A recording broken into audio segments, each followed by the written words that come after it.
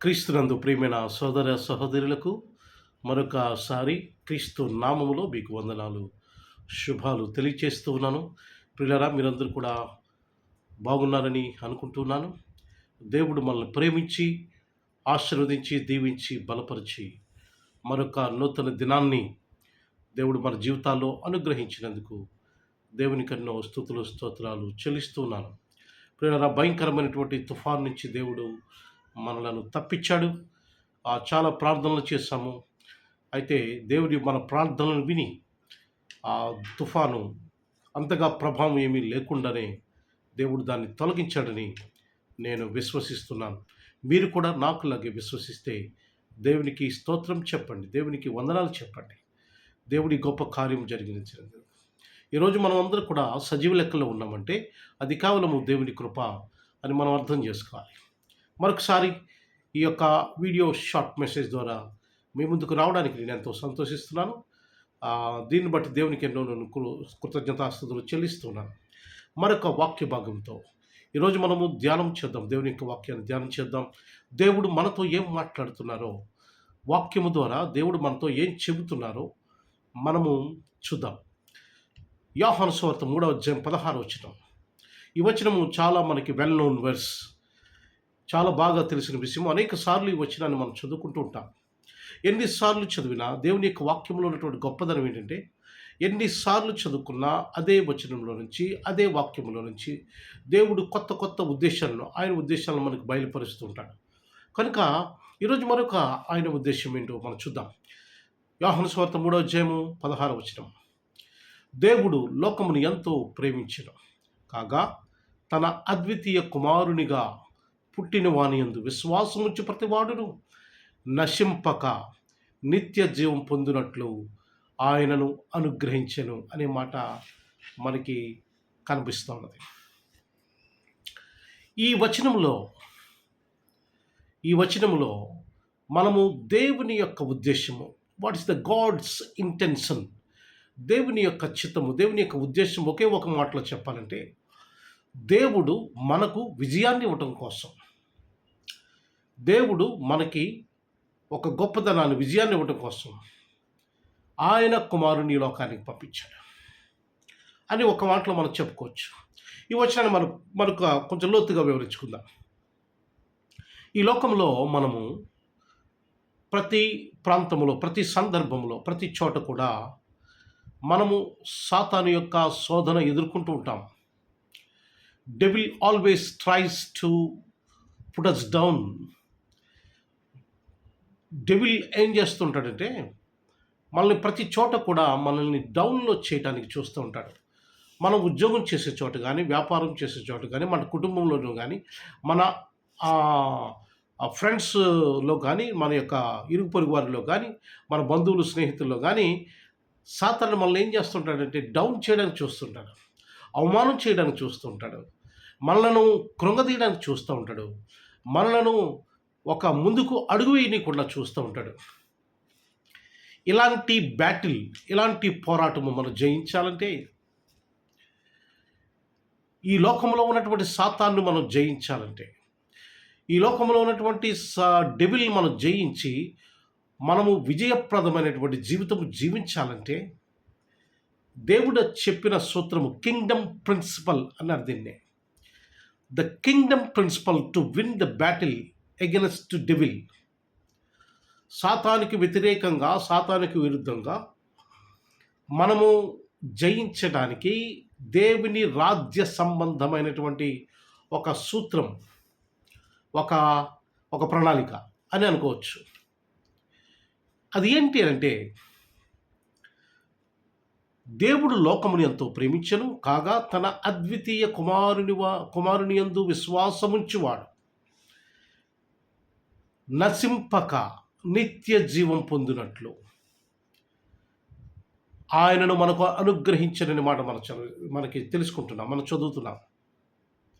అంటే మనం నశింపక రెండవది, మూడవది నశింపక ఒకటవది, రెండవది మనము నిత్య జీవం పొందినట్లు.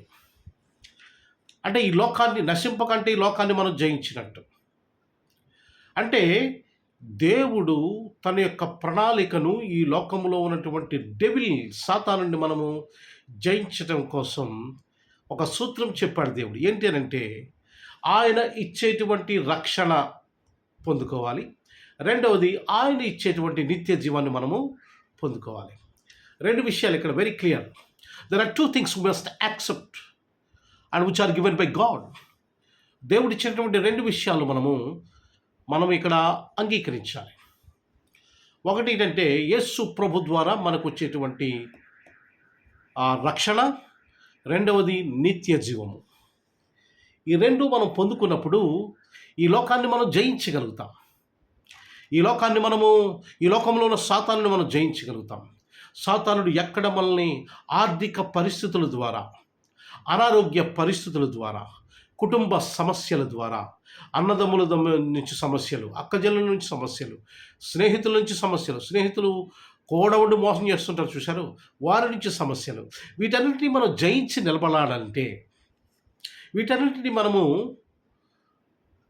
తెగించి జయించి నిలబడాలంటే దేవుడిచ్చేటువంటి ఆ రక్షణ, రెండవది నిత్య జీవమును మనం పొందుకోవాలి. ఈ రెండు మనం పొందుకున్నప్పుడు సాతానుని మనం ఈ లోకంలో జయించగలుగుతాం. రక్షణ పొందుకున్నప్పుడు మనము దేవుని కుమారులు అవుతాం, దేవుని కుమార్తెలు అవుతాం. మనలో ఆత్మీయ శక్తి పెరుగుతుంది. సాతానుడు పెట్టేటువంటి అనేక కుతంత్రాలను మనము ఈజీగా జయించగలుగుతాం. అలాగే నిత్య జీవం వెళ్ళలేకుండా సాతానుడు అడ్డుకుంటూ ఉంటాడు. ఆ నిత్య జీవం వెళ్ళడానికి ప్రక్రియలో మనం బలంగా ఆత్మీయంగా నిలబడడానికి అవకాశం ఉంటుంది. కనుక ఈ రోజున గమనించండి, దేవుడు తన వాక్యంతో మనతో మాట్లాడుతున్నాడు. ప్రియమైన సహోదరి సహోదరులారా, దేవుడిచ్చేటువంటి రక్షణను, నిత్య జీవాన్ని మనం పొందుకున్నప్పుడు ఈ లోకములో ఉన్నటువంటి సాతాన్ని, డెవిల్ని మనము అవలీలగా జయించగలుగుతాం. ఈ రోజున చాలామంది రక్షణ లేదు. చాలామంది ప్రియమైన సహోదరి సహోదరులారా, ఈ వీడియో ఎవరైతే చూస్తున్నారో, ఈ వీడియో ఎవరైతే షేర్ చేస్తున్నారో, ఈ వీడియో ఎక్కడి వరకే రీచ్ అవుతుందో, I request you with love of God, మిమ్మలను నేను దేవుని ప్రేమతో ఒక మనవి చేస్తున్నాను. యేసు ప్రభుని రక్షకునిగా స్వీకరించండి. పాపములను కడిగేసుకోండి. బాప్తిసం తీసుకోవడం ద్వారా పాపములను కడిగేసుకోండి. వాక్యము వినండి, మారు మనసు పొందండి. బాప్తిసం ద్వారా పాపములను కడిగేసుకోండి. దేవుని కుమారుడిగా కుమార్తెగా జీవించండి. రక్షణను స్వీకరించండి. You will become like heirs of God. దేవుని వారసులు అవుతారు. ఎప్పుడైతే when you take baptism, when you are baptized, ఎప్పుడైతే మీరు బాప్తిజం తీసుకుంటారో మీరు దేవుని కుమారులు అవుతారు, కుమార్తెలు అవుతారు. We are heirs of God. దేవుని వారసులం. ఆయన ఇచ్చే రక్షణ తీసుకుంటే ద్వారా ఈ లోకంలో ఎటువంటి సాతాను కుతంత్రం అయినా సరే, ఎటువంటి సాతాను శక్తి అయినా సరే, ఎటువంటి సాతాను మనల్ని ఎలాగ కృంగుదలని చూస్తున్నా సరే మనము జయించగలుగుతాం. రెండవదిగా నిత్య జీవం. ఆటోమేటిక్గా మనం ఎప్పుడైతే రక్షణ తీసుకుంటామో ఆటోమేటిక్గా మనకు నిత్య జీవం వస్తుంది. కనుక ప్రియమైన సహోదరి సహోదరులారా, I request you all today, ఈరోజు మిమ్మల్ని నేను మనవి చేస్తున్నాను ప్రేమతో. ఇంకా మీరు రక్షణ తీసుకోకుండా, ఒకవేళ బాప్తిసం తీసుకోకుండా, ఇంకా యేసు ప్రభుని నమ్మకుండా, ఒకవేళ మీరు ఎక్కడికి చర్చికి వెళ్లకుండా ఉంటే ఈరోజు దేవుని యొక్క వాక్యం మనతో మాట్లాడుతుంది. నిర్ణయం తీసుకోండి. దేవుడిచ్చేటువంటి ఆ రక్షణ అందుకోండి. దేవుడిచ్చేటువంటి ఆ యొక్క గొప్ప అవకాశం తీసుకోండి. దీవించబడండి, ఆశీర్వదించబడండి, బలపరచబడండి.